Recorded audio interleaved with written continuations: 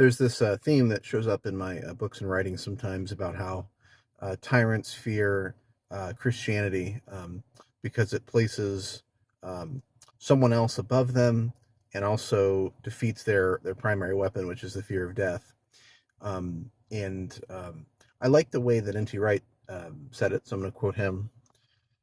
He had written, "Who, after all, was it who didn't want the dead to be raised? Those in power, the social and intellectual tyrants and bullies.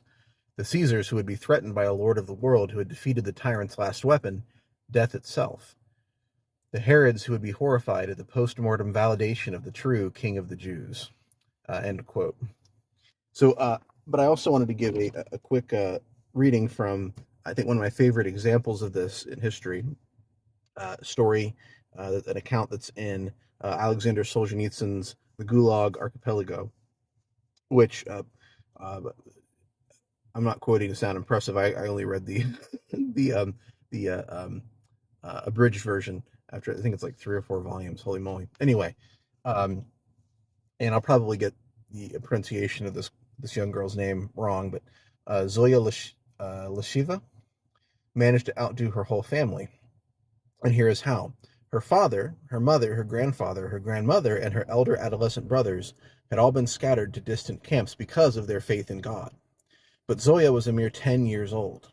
They took her to an orphanage in Ivanovo province, and there she declared she would never remove the cross from around her neck, the cross which her mother had hung there when she said farewell. And she tied the knot of the cord tighter so they could not be able to remove it when she was asleep. The struggle went on and on for a long time. Zoya became enraged. "You can strangle me and then take it off a corpse." Then she was sent to an orphanage for retarded children because she would not submit to their training. And in that orphanage were the dregs, a category of kids worse than anything described in this chapter. The struggle for the cross went on and on. Zoya stood her ground. Even here she refused to learn to steal or to curse. A mother as sacred as mine must never have a daughter who's a criminal. I'd rather be a political prisoner like my whole family. And she became political. And the more her instructors in the radio praised Stalin, the more clearly she saw in him the culprit responsible for all their misfortunes. And refusing to give in to the criminals, she now began to win them over to her views. In the courtyard stood one of those mass-produced plaster statues of Stalin, and mocking and indecent graffiti began to appear on it. Kids love sport. The important thing is to point them in the right direction. The administration kept repainting the statue, kept watch over it, and reported the situation to the MGB. And the graffiti kept on appearing, and the kids kept on laughing. Finally, one morning they found that the statue's head had been knocked off and turned upside down, and inside it were feces. This was a terrorist act. The MGB came and began, in accordance with their rules, their interrogations and threats. "Turn over the gang of terrorists to us, otherwise we are going to shoot the lot of you for terrorism." And there would have been nothing remarkable if they had. So what? 150 children shot. If he himself had known about it, he would himself have given the order. Meaning Stalin. It's not known whether the kids would have stood up to them or given in, but Zoya Lasheva declared, "I did it all myself. What else is the head of that papa good for?"